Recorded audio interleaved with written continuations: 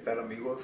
¿Cómo están? Dios les bendiga, hermanos, abrazos, reciban saludos de nuestra parte. Un día más le damos gracias a Dios por darnos la oportunidad de poder transmitir en este día y compartir con ustedes un pensamiento de la palabra de Dios.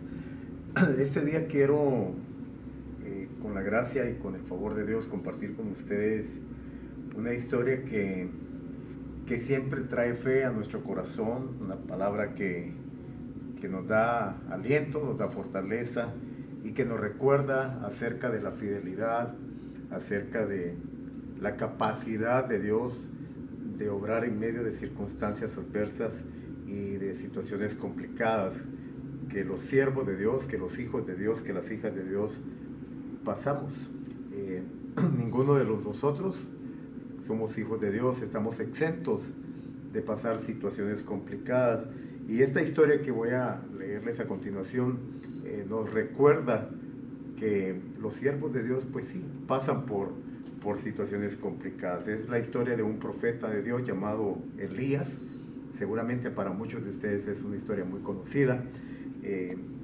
Me recuerdo haberla escuchado por primera vez en la escuela dominical hace muchos años atrás, pero como la palabra de Dios es viva y es eficaz, todavía sigue trayendo mensaje para nuestras vidas hasta hoy en día. Y la palabra de Dios tiene esa capacidad de que aunque la hayamos leído, meditado, el Señor siempre tiene algo fresco para recordarnos y para mostrarnos.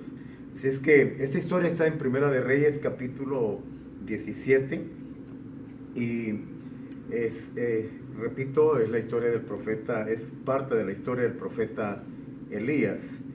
Primera de Reyes, capítulo 17, verso 1, dice: entonces Elías, Tisbita, que era de los moradores de Galaad, dijo a Acab: vive Jehová, Dios de Israel, en cuya presencia estoy, que no habrá lluvia, disculpen, ni rocío en estos años, sino por mi palabra. Y vino a él palabra de Jehová diciendo: apártate de aquí y vuélvete al oriente y escóndete en el arroyo de Kerit, que está frente al Jordán. Y beberás del arroyo, y yo he mandado a los cuervos que te den allí de comer. Y él fue e hizo conforme a la palabra de Jehová, pues se fue y vivió junto al arroyo de Kerit, que está frente al Jordán. Y los cuervos le traían pan y carne por la mañana, y pan y carne por la tarde, y bebía del agua del arroyo.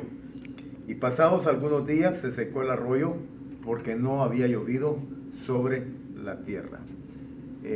Hermanos, amigos, ¿se pueden imaginar al siervo de Dios siendo alimentado por cuervos? Es impresionante cómo Dios, en su capacidad de obrar más allá de nuestra imaginación y de nuestro pensamiento, alimenta a su siervo a través de cuervos. Sí, es lo que la historia que acabamos de leer nos dice. El profeta era alimentado por cuervos.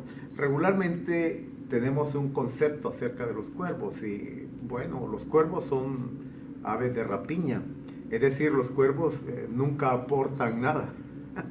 Los cuervos siempre están, ¿verdad?, comiendo de la carroña y están comiendo de lo que otros dejan. Es un ave de rapiña, pero un cuervo, en la voluntad y en el propósito de Dios, se puede convertir en un siervo para alimentar a su siervo, en este caso al profeta Elías. Hay muchas cosas que pudiéramos pensar y traer, ¿verdad?, aquí a luz esta mañana, pero únicamente me gustaría resaltar tres cosas. La primera es lo que les decía al principio: el hecho de que seamos hijos, hijas de Dios, el hecho de que seamos siervos de Dios, no significa que no seamos alcanzados por algunas situaciones que se dan a veces globalmente. En este tiempo, el pueblo de Israel o la nación estaba pasando por un iba a pasar por un tiempo, y estuvo pasando por un tiempo de sequía y posteriormente también de hambre. Y pues podemos ver que el profeta Elías no quedó exento de esa situación. A veces pensamos que bueno, que las situaciones que pasan, como las pandemias que se dan, ¿verdad? Una pandemia es una situación que se da a nivel global, a nivel mundial, ¿no? Y pensamos que pues, por ser hijos de Dios no seamos a veces tocados, alcanzados. Y la realidad es que sí, pero hay que tener conciencia, hay que estar bien seguros de algo, que a los hijos de Dios, a las hijas de Dios, no hay ninguna pandemia que le pueda tocar su cuerpo o sus vidas, sino dentro del cauce y dentro del propósito de Dios. Yo conozco situaciones de siervos de Dios, amigos, pastores, hombres que han amado y que han servido al Señor y que hoy en día ya no están con nosotros porque el Señor se los ha llevado en esta situación del COVID-19. Y hay personas que pueden decir, pero ¿cómo? Si era un pastor, si era un siervo de Dios. Y, hermanos, cuando el propósito de Dios y cuando el tiempo de Dios ha llegado para una persona y el Señor dice hasta aquí nomás, pues es hasta aquí nomás, ¿verdad? Y pues si el Señor así lo tenía estipulado y así lo estipula, así va a ser. Ahora, lo que sí debemos entender y tener conciencia es que Dios nos puede guardar dentro de su propósito de cualquier pandemia y de cualquier situación global que se presente, llámense hambres o hambrunas, o llámense sequías globales, lo que sea. Cuando Dios le place tener a sus hijos todavía aquí en este planeta que llamamos Tierra, Dios se va a encargar de obrar en formas más allá de lo que nuestras mentes pueden pensar o imaginar, como en el caso del profeta Elías. O sea, ¿quién puede pensar, ¿verdad?, en lo natural, usando la lógica? ¿Quién puede pensar que Dios va a utilizar cuervos para alimentar a uno de sus hijos? Y lo hace. Entonces, lo segundo es eso, que en medio de situaciones globales que se pueden dar, ¿verdad?, Dios tiene un cuidado muy especial y muy particular. Y Él va a hacer y usar sus recursos divinos, sus recursos sobrenaturales, o sea, sobrehumanos, ¿verdad?, que van más allá de la lógica y el entendimiento, como el usar a cuervos para proveer, para traer provisión y para mantener con vida a los suyos.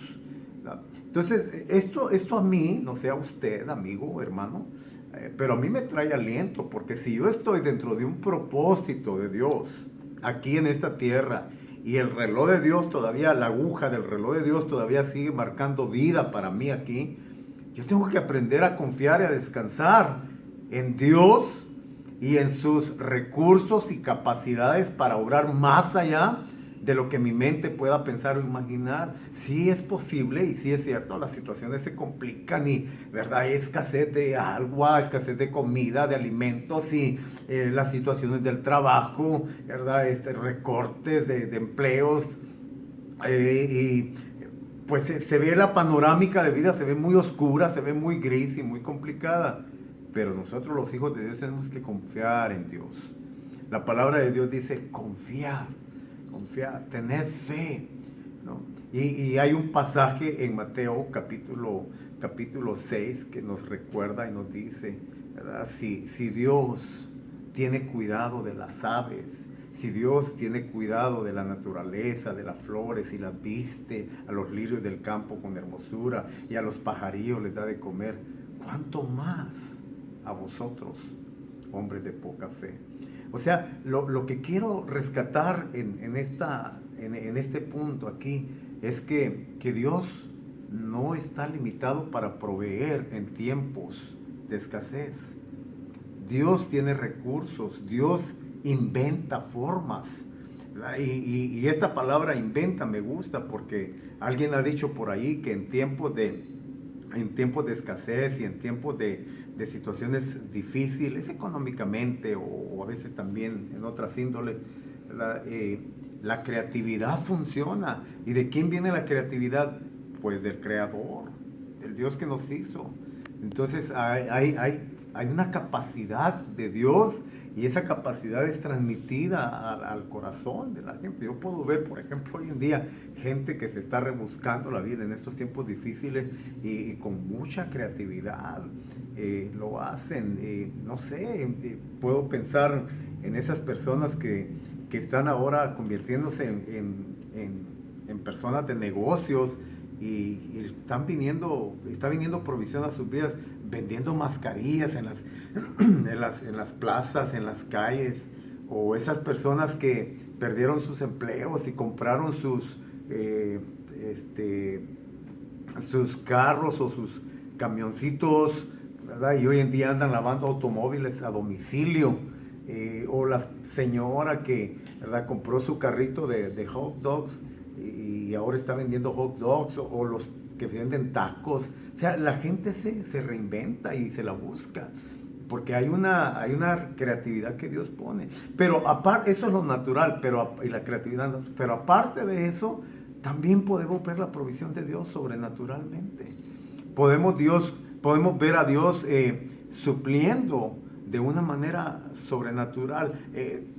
Es Dios el que también puede proveer, y Dios quiere que tengamos esa fe, ¿no? Que Dios puede suplirnos de muchas formas, ¿verdad? Y de muchas maneras. No estoy invitando a la gente a que se quede en la casa y no haga nada. Estoy más bien diciendo de que con la ayuda de Dios se reinventen, y que también esperen en la bendición y en la provisión de Dios, hermanos. Porque Dios es un Dios fiel. Dios es un Dios que cumple su palabra. Mi Dios pues suplirá todo lo que os falte conforme a sus riquezas en glorias. O sea, Dios tiene la facultad, tiene la capacidad de suplir necesidades de sus hijos, de sus hijas. Y entonces tenemos que aprender a descansar. Y lo tercero que quiero mencionar es que no hay que limitar a Dios y no hay que ponerle trabas a Dios por la duda. La duda es lo contrario a la fe. La fe es el lenguaje de Dios. Fe es hablar lo que no existe, llamar las cosas que no son como si ya fuesen. La duda es el lenguaje de la carne, ¿verdad? Es el lenguaje del hombre adámico, del hombre caído. La duda es el lenguaje del reino de las tinieblas.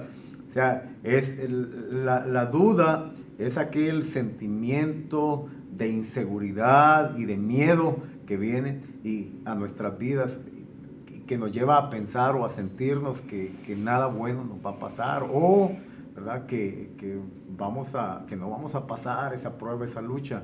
La duda hay que combatirla. La duda hay que combatirla. ¿Cómo se combate la duda? Alguna vez escuché a un amigo decir: aliméntate de la palabra de Dios y mata a la duda que te agobia. La duda se puede combatir por medio de la palabra de Dios. ¿Por qué? Porque la palabra de Dios alimenta la fe. La palabra de Dios viene por el oír. La fe viene por el oír la palabra de Dios.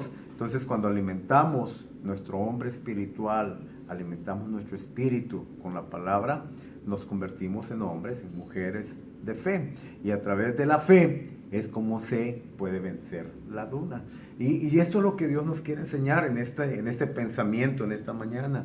Aliméntate con la palabra, fortalécete en Dios, refuerza tu espíritu con fe, mata tus dudas, y vas a ver cómo Dios se encarga de orar sobrenaturalmente en todo lo demás.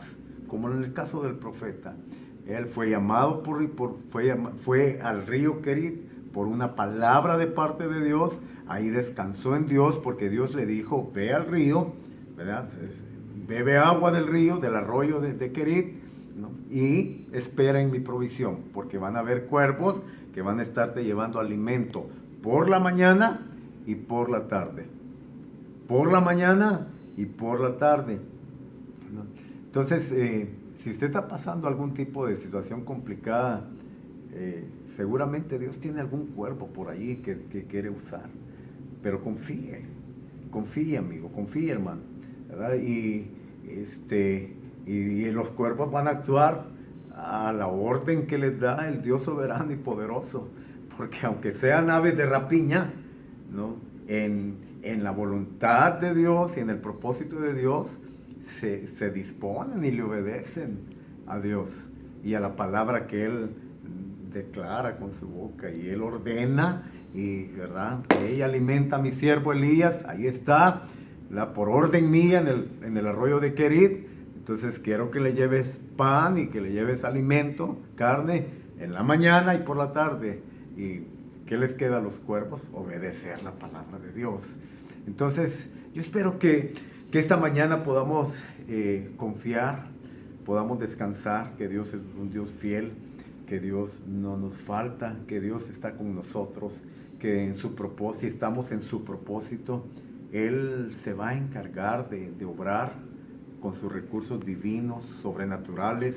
Y yo quiero invitarlos a que nos atrevamos a creerle a Dios para ver su gloria, para experimentar lo sobrenatural de Dios, el poder de Dios en medio de estas situaciones que estamos viviendo, que podamos declarar, ¿verdad? Y confesar la fidelidad de Dios, no declarar ¿verdad? El pensamiento positivo, no, declarar y hablar. Dios es fiel, porque la palabra de Dios lo dice. Dios está con nosotros y Él no nos va a dejar. Él hace una pregunta en el Antiguo Testamento y Él dice: ¿hallará Dios fe en la tierra? ¿Hallará Dios fe en nuestro corazón para creerle que Él nos puede sustentar, hermanos? Es importante que le creamos a Dios, que Él es fiel, que Él no nos va a faltar. Mis hermanos, mis amigos, gracias por escuchar el pensamiento de este día. Espero que sea de bendición para sus vidas, y como siempre reciban muchos abrazos, muchos saludos. Estamos orando, hermanos, por ustedes. Ya pronto, confiando en el Señor, pronto nos vamos a empezar ya a reunir y les vamos a estar dando también información al respecto más adelante. Pero pues mientras tanto, oramos para que Dios, el Dios de la fidelidad, sea con cada uno de ustedes, y que puedan ver su gloria, y puedan ver su fidelidad, ¿no? A favor de ustedes, obrando a favor de ustedes. Mis hermanos, abrazos, Dios les bendiga y hasta muy pronto.